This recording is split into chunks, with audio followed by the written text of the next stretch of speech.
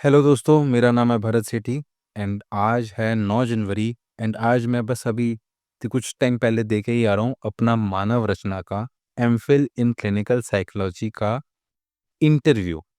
So basically 6 जनवरी को अपना written test हुआ था, उसमें काफ़ी ज़्यादा ग्लिचेस थी एंड ये पहला टेस्ट था जो ऑनलाइन कंडक्ट कराया गया था। जनरली क्या होता है, आप हॉस्पिटल भी है तो या तो कॉलेज में एग्ज़ाम कंडक्ट कराता है या आपका कोई एग्ज़ाम टेस्टिंग एजेंसी पे अ, मतलब डिपेंड करता है, हर एक का अपना-अपना हिसाब-किताब है। बट इसमें क्या था कि ऑनलाइन मैं अपना मानव रचना का घर बैठ के एग्ज़ाम दे सकता हूँ। इसमें प्रॉब्लम क्या है, वैसे तो बहुत अच्छा है कि हाँ भाई घर बैठ के एग्ज़ाम दे दो, लेकिन दिक्कत क्या है कि एमफ़िल के लिए स्टेक्स थोड़े से हाई रहते हैं। क्यों? क्योंकि भाई इसमें सीट्स बहुत लिमिटेड हैं इंडिया में और बहुत सारे लोग करना चाहते हैं। तो बाकी कोर्सेज़ का तो चलो चल जाता है, लेकिन एमफ़िल में अब दिक्कत क्या हुई कि इन्होंने एग्ज़ाम को 2 पोर्शन में डिवाइड कर रखा था। ठीक है, 6 तारीख को आपका होगा जी टेस्ट, जो कि ऑनलाइन है, जो आप घर बैठ के दे सकते हो। वेबकैम ऑन करना है एंड उनका मेल पे हमारे को सारी इन्फॉर्मेशन मिल जाएगी। बस अपना ईमेल आईडी डालो एंड टेस्ट चालू करो। अब उसमें 6 तारीख अब सुनने में तो बहुत अच्छा लगता है। अब ये चीज़ जारी एंड 9 और 10 को इंटरव्यू था हमारा। लाइक इंटरव्यू होगा, फिर सिलेक्शन होगी। तो उसमें था क्या कि 6 तारीख के एग्ज़ाम को 50% वेटेज दी और 10 तारीख के एग्ज़ाम को भी 50, मतलब 9 और 10 का जो भी इंटरव्यू है उसको भी 50% वेटेज दी। अब थोड़ा-सा काफ़ी डिफरेंट था क्योंकि जनरली क्या होता है कि भाई आप तो पहले एंट्रेंस तो दो, उसमें से हम बच्चे छाँटेंगे। फिर इंटरव्यू में आएगा, फिर हम इंटरव्यू में बच्चा छाँटेंगे एंड फिर सिलेक्शन लिस्ट देंगे। लेकिन यहाँ क्या था, आप घर बैठ के एंट्रेंस दो, ठीक है? रिटन जो भी है टेस्ट दो एंड फिर आप इंटरव्यू भी दो एंड फिर दोनों का कंबाइन का मार्क्स करके हम एक लिस्ट निकालेंगे। तो थोड़ा डिफरेंट था बट ठीक है, मैंने कहा चलो कोई नहीं, इंटरव्यू का आपको एक एक्सपीरियंस तो मिल ही जाएगा। तो 6 तारीख के एग्ज़ाम में क्या हुआ कि भाई लैपटॉप खोल के मैं बैठा हूँ, ओके, 40 एमसीक्यूज़ हैं, ओके। 3 लॉन्ग फॉर्मेट आंसर के क्वेश्चन हैं और 3 जो है लॉन्ग फॉर्मेट के सब्जेक्टिव क्वेश्चन्स हैं। तो आप समझ सकते हैं कि 40 एमसीक्यूज़ हैं, ठीक है? 40 एमसीक्यूज़ मैंने आंसर कर दिया।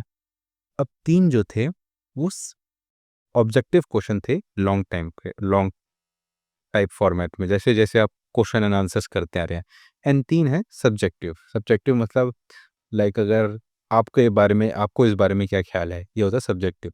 और ऑब्जेक्टिव होता है कि जैसा था कि लिम्बिक सिस्टम में कौन से ऐसे पार्ट्स हैं जो इमोशंस के ऊपर इमोशंस जिन पे निर्भर करते हैं। तो ये क्या हो गया आपका ऑब्जेक्टिव, क्योंकि भाई ठीक है, एमिगडाला करता है, ठीक है, तो फ्रंटल कॉर्टेक्स भी लिम्बिक सिस्टम का पार्ट है, थोड़ा बहुत हाइपोथैलेमस भी पार्ट है, मतलब ये जो है यूनिवर्सली ट्रू है, ओके। एंड सब्जेक्टिव है कि आपका क्या ख्याल है, तो ये सब्जेक्टिव हो गया।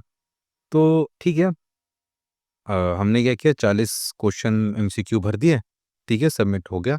3 जो ऑब्जेक्टिव क्वेश्चन है, like question and answer, particular question answer, वो हमने अपने किताब में लिखने को बोला था, हमने लिख लिया। 3 लॉन्ग फॉर्मेट के सब्जेक्टिव के आपका क्या ख्याल है इस बारे में, वो भी हमने लिख लिया। टोटल हो गए 6 क्वेश्चंस, मान के चलते हैं। अब इसकी हमें, वैसे तो मेरे ख्याल से 4 थे, 4 थे, 4 subjective long term, 4 objective long type, ठीक है। अब हमें इसे पीडीएफ बना के अपलोड करनी है। अब जैसे ही हमने उसको विंडो को नीचे करी, बिकॉज़ हमने बोला था कि अब हमारे को पीडीएफ अपलोड करनी है, वो टेस्ट हो गया हमारा टर्मिनेट। अब हम अपलोड कैसे करें? पहली बात तो अपलोड करने के लिए मुझे अपने आप को लैपटॉप पे भेजना पड़ेगा, लैपटॉप से डाउनलोड करना पड़ेगा, मैं लैपटॉप पे अपलोड करना पड़ेगा। तो टेस्ट हो गया टर्मिनेट। अब मैंने कहा यार ये तो दिक्कत है, अब मेरे साथ है तो बाकी सबके साथ हुई होगी। एंड एक्चुअली ये चीज़ सबके साथ हुई थी। कोई भी पीडीएफ के आंसर्स अपलोड कर जैसे ही कर रहा था टर्मिनेट हो रहा था। तो हमने फ़ोन किया, मतलब उसमें नीचे हेल्प मतलब लाइन नंबर होता है, हमने उन पे कॉल किया कि अभी ऐसा-ऐसा है, हमारा तो टेस्ट टर्मिनेट हो गया। तो हमें एक नई विंडो दी, मतलब नया लॉगिन आईडी दिया गया कि कोई बात नहीं, आप इस पे अपने सारे आंसर्स अपलोड कर दीजिए एंड मिक्स एंड मतलब आपका अपडेट हो जाएगा। तो हमने ऐसे ही किया।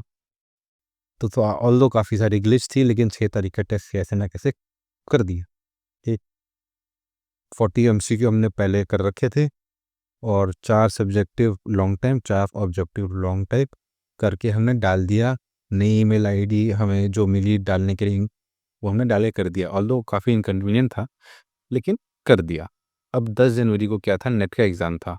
तो मैं मेल किया कि ऐसा मैडम ऐसा है कि 10 जनवरी को मेरा आना काउंट सही नहीं रह पाएगा, क्योंकि मुझे नेट का एग्ज़ाम देना है।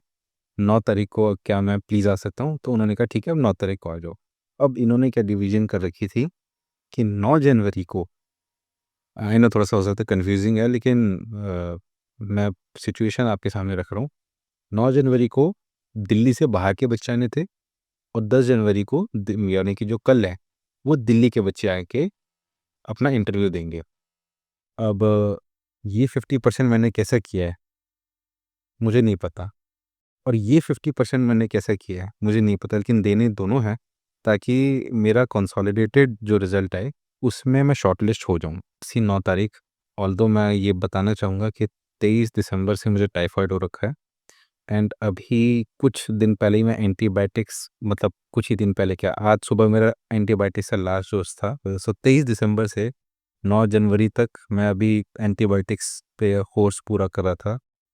तो जो भी है, कहने का मैं ये इसलिए बता रहा हूँ क्योंकि कैसे ना कैसे मुझे पता था कि my body is not prepared and I am not able to give, क्योंकि मुझे बुखार भी था, बट जैसे भी करके मैंने इंटरव्यू दे दिया। इंटरव्यू 9 तारीख को अभी मैं दे के आ रहा हूँ। इसमें से मैं की पॉइंट्स आपको बताना चाहूँगा जो आपको ध्यान में रखने चाहिए। सबसे पहली बात, बहुत ही अच्छे से एकोमोडेट किया गया इंटरव्यू के टाइम में हमें। लाइक जितनी प्रॉब्लम हुई थी टेस्ट पे, इंटरव्यू में काफ़ी ज़्यादा अच्छे से अकोमोडेट किया। वहाँ आप मैं सुबह-सुबह पहुँच गया, 9 बजे रिपोर्टिंग थी, तो 9 बजे रिपोर्ट किया मैंने। वहाँ पे चाय भी, पकोड़े भी एंड समोसे भी, ऑल्दो टाइफाइड था तो कुछ खाया नहीं मैंने, मतलब टाइफाइड तो नहीं, मतलब टाइफाइड के बाद की वीकनेस है, तो मैंने कहा अभी बाहर का कुछ खाने का नहीं है, बट एकोमोडेट करा गया, कहने की बात ये है। एग्ज़ाम जो पैनल बैठा था लंबा चल रहा था, लाइक मैं 9 बजे पहुँचा था, मेरा इंटरव्यू कुछ हो गया 4 साढ़े 4 बजे के आसपास हुआ मेरा इंटरव्यू, 4 साढ़े 4 या 5 बजे के। तो फिर दोपहर को अपने को, मतलब एकदम पूरा बुफ़े भी लगाया गया कि ठीक है, जैसे शादियों में रहता है कि पनीर भी है, चावल भी है, दाल भी है, एंड बहुत अच्छे से इंटरव्यू में अकोमोडेट किया गया। ये चीज़ मैं आपको इसलिए बता रहा हूँ क्योंकि ऐसा कहीं नहीं मिलने वाला आपको, ओके? इतना अकोमोडेशन कोई नहीं देने वाला। बट ठीक है, यहाँ अकोमोडेशन मिला क्योंकि शायद फर्स्ट टाइम था। अब इसमें मैं बोलना चाहूँगा कि पैनल में मेरा कैसा, इंटरव्यू में कैसा एक्सपीरियंस रहा। मेरी हालत तो ठीक नहीं थी, ठीक है? I was like very weak and मैंने गलती क्या करी, मैं वो आपसे शेयर कर देता हूँ कि उस स्ट्रेस के सिचुएशन में मेरी जो इंग्लिश निकल रही थी, वो सेंस नहीं बना रही थी, okay? Like I can talk in English and maybe not very fluently, but I am able to make sense to you. Okay, I was not able to make sense at that point of time. Why? Because I was eating up a lot of words. I was not properly speaking in average grammatic, making average grammatical mistake. अभी तो मैं comfortable हूँ, तो English में बात कर पा रहा हूँ, लेकिन मैं नहीं बात कर पा रहा था इंग्लिश में। इंटरव्यूअर खुद मेरे से हिंदी में बात करने लगी, लेकिन मैं अपनी इंग्लिश में अडिग रहा, तो मुझे लगता है वो कहीं न कहीं गलती हो गई।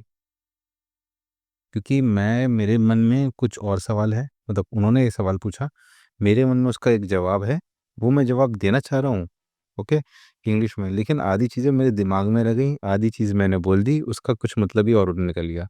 लाइक हमारी एक मेन इंटरव्यूअर था, उन्होंने बोला था कि science is specific, science is मतलब सॉरी, उसका पहले आपको बैकग्राउंड दे दूँ, इट्स वाज़ लाइक आप यहाँ सेंटर में बैठे हैं and there are 14 panel members, सब के सब क्लिनिकल साइकोलॉजिस्ट हैं and all coincidentally all were female, ठीक है?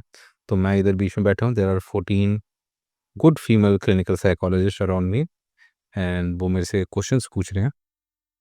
तो हाँ, बीच में उन्होंने जो मेन इंटरव्यूअर थी, she become very irritated to me irritated with me, क्योंकि उन्होंने बोला कि science is specific, science is concrete. मैंने कहा नहीं मैम, साइंस इज फॉल्सिफाइबल।